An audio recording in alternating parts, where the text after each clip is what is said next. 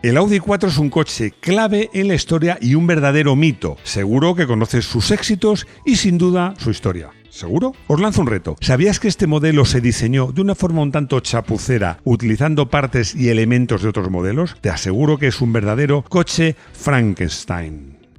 Bienvenido a Garaje Hermético. Enciérrate con nosotros.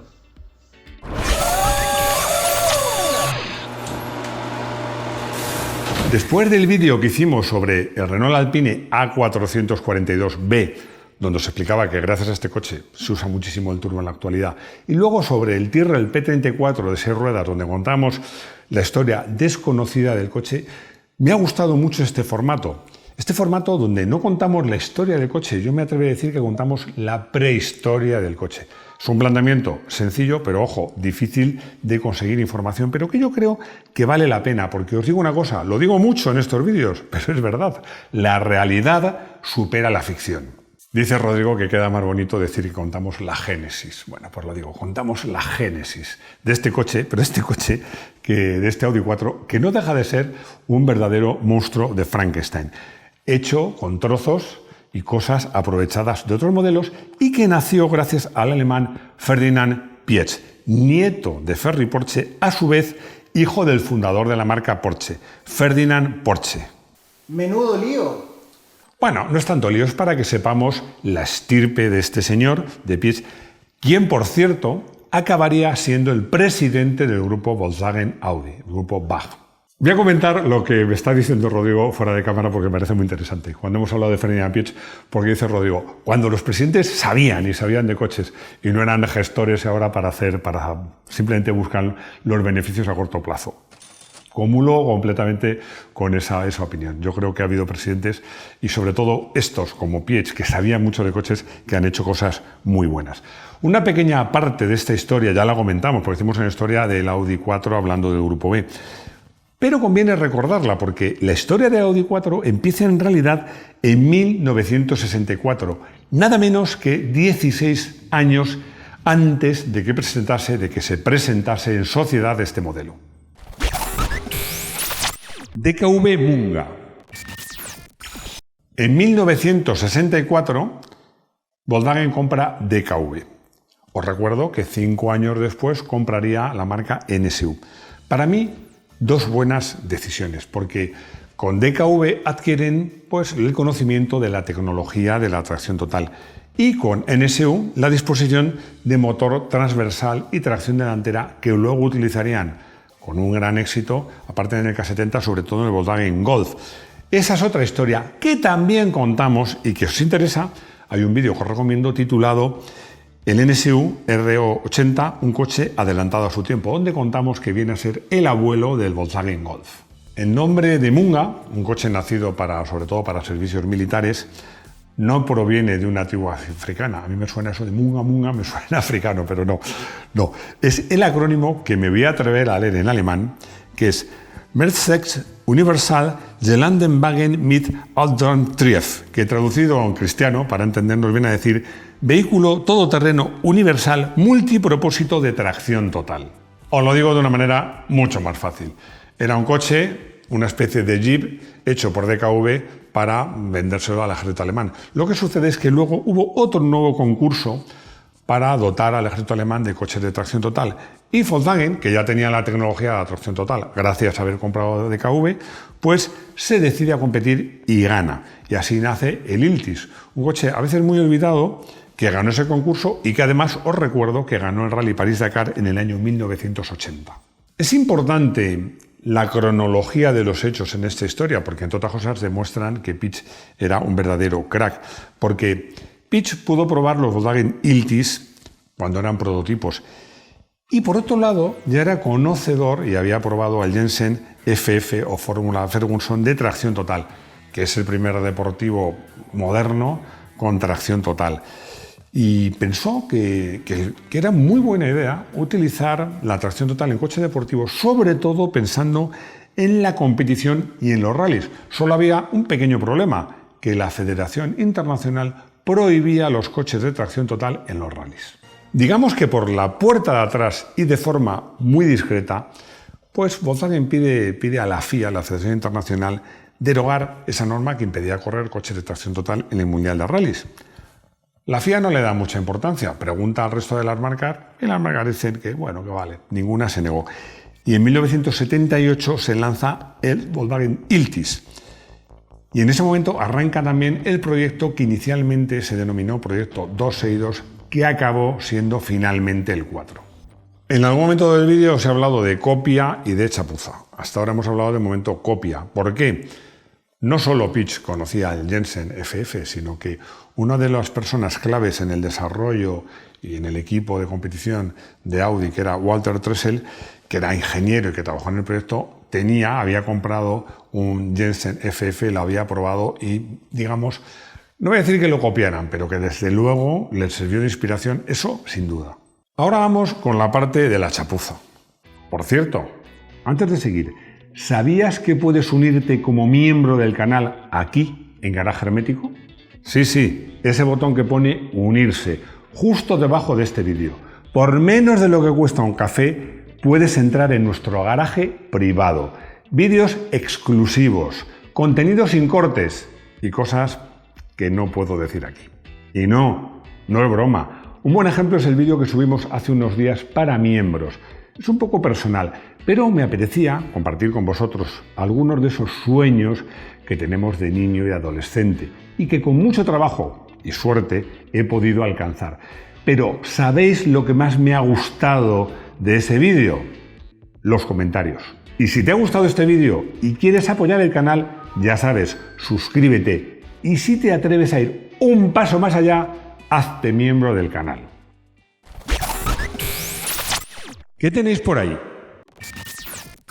Esta podría haber sido la pregunta, esto no tengo el dato, pero seguro que algo de eso pasó, que hizo George Bessiger a sus colegas de Volkswagen. ¿Qué tenéis por ahí? Porque el 4 está hecho de piezas y elementos de otros coches. El motor es del Audi 200 Turbo, el chasis, la carrocería de un coupé, la transmisión de un Iltis, las suspensiones de un E80 dadas la vuelta. Todo ello modificado de alguna manera para poder encajar todo y armar todo para conseguir finalmente llegar al Audi 4. Vamos a comenzar por el motor. Que hemos dicho que el motor era el del Audi 200. Es que en el Audi 200 tuvieron el mismo problema. Audi quería un motor más potente, pero no tenía un V6. Y un 6 cilindros, como ya el motor longitudinal delantero en voladizo, era demasiado largo. Así que hicieron para Audi 200 la chapucilla que os voy a contar. Me hace gracia porque en un vídeo que me ha pasado Rodrigo, Ferdinand Piëch cuenta las maravillas y las bondades del motor de 5 cilindros, que dice que es una configuración ideal. Vamos a ver, yo no sé si engaña a alguien, pero a mí no, porque os voy a dar algunos datos. Vamos a ver, el motor de Volkswagen, el que usó por ejemplo el Golf, de 1.6, cubicaba 1.588 centímetros cúbicos. El de 1.8 litros cubicaba 1.781. Si calculas la cilindrada unitaria de cada cilindro, en ambos casos te sale más o menos 400 centímetros cúbicos. ¿Qué hizo Audi para sus 200 y luego lo mismo para el 4? Pues partiendo de un motor Volkswagen de 4 cilindros, sencillamente le añadió uno. Con esa cilindrada unitaria ya podemos hacer las cuentas. El motor tenía una cilindrada de 2.144 centímetros cúbicos y la cilindrada unitaria era más o menos la misma, 428 centímetros cúbicos. El diseño del motor, de las culatas, de todo eso era prácticamente idéntico. En resumen, ese motor lo hicieron porque conseguían un motor de 2,2 litros más potente, que con turbo era mucho más potente, prácticamente sin gastar un solo marco en investigación. Seguramente los ingenieros llegaron a la conclusión que lo ideal era un V6, por cierto, lo que usan ahora, pero de este momento se ahorraron una pasta. Para conseguir más potencia recurrieron al turbo, cosa que en Volkswagen en esta época no les gustaba. De hecho, os acordáis que hicieron el compresor G y todas estas cosas, pero es que Piëch conocía muy bien. Recuerdo que Piëch, aparte de gestor de marcas, era ingeniero. Conocía muy bien el turbo. ¿Por qué?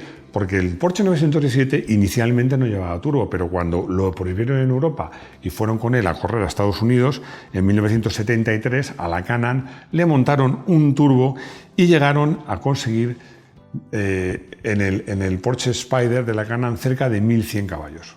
El motor del Audi 200 Turbo daba 200 caballos y prácticamente fue el mismo que se montó en el Audi 4, que igualmente pues iba a utilizar, como os digo, era aprovechar todo lo que había, una disposición que incluía una carrocería y un chasis donde el motor iba en disposición delantera longitudinal en voladizo por delante del eje delantero. ¿Qué más tenéis por ahí? Os decía que George Bessiger preguntó qué tenéis por ahí y luego pues Hans Navidek preguntó qué más tenéis por ahí, porque él tenía la responsabilidad de instalar la tracción total en ese proyecto 262 y directamente cogió la del Iltis. Ojo, lo que sucede es que el Iltis, como buen todoterreno, era un coche mucho más alto y con chasis separado.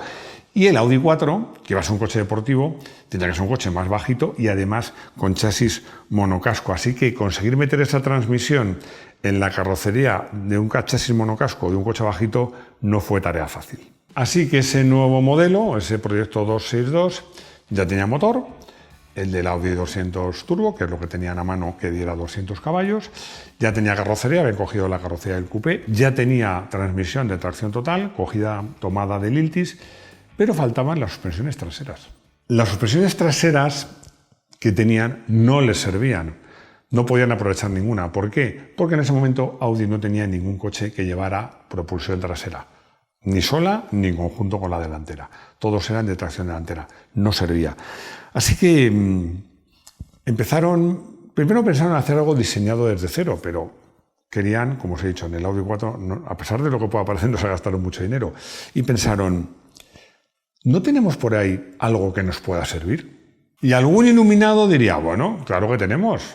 Si tenemos coches de tracción delantera, pues lo que hacemos es poner una suspensión delantera, pero en vez del eje delantero, detrás.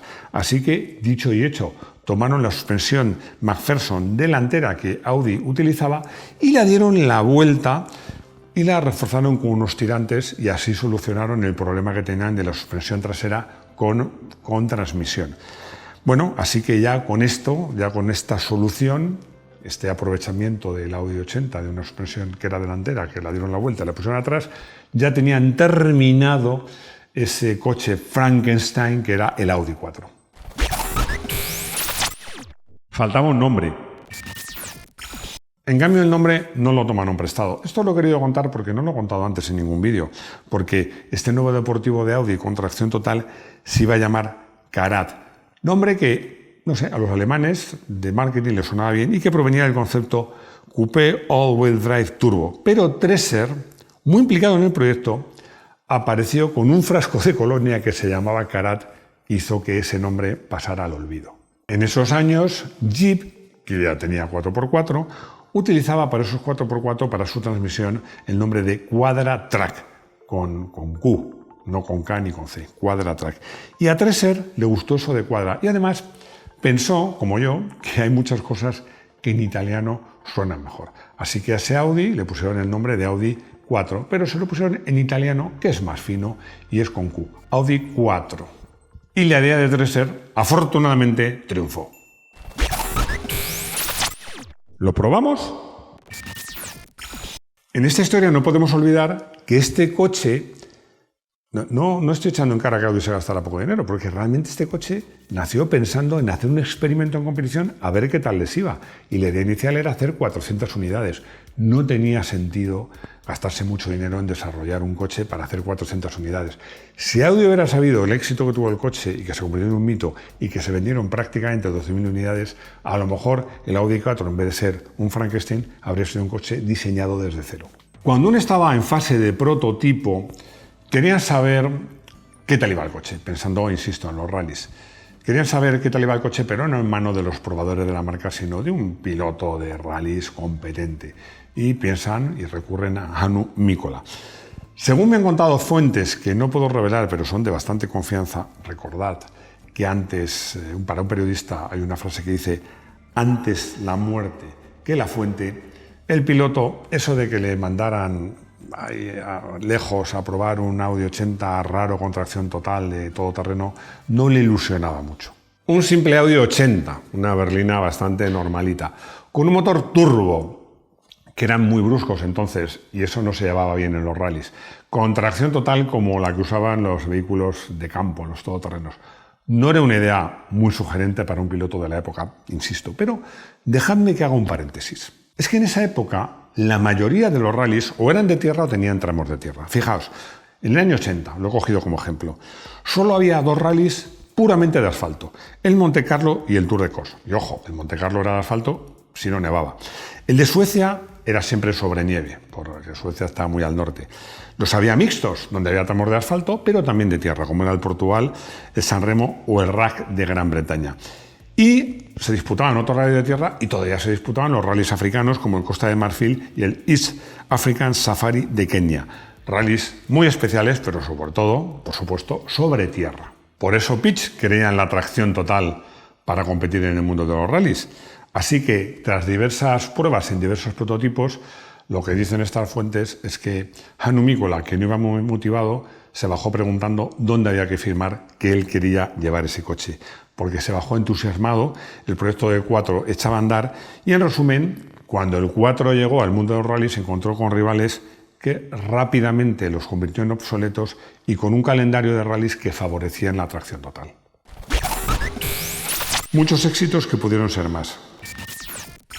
Como os decía, en este formato de vídeos no voy a contar lo que ya sabéis y lo que os han contado todos.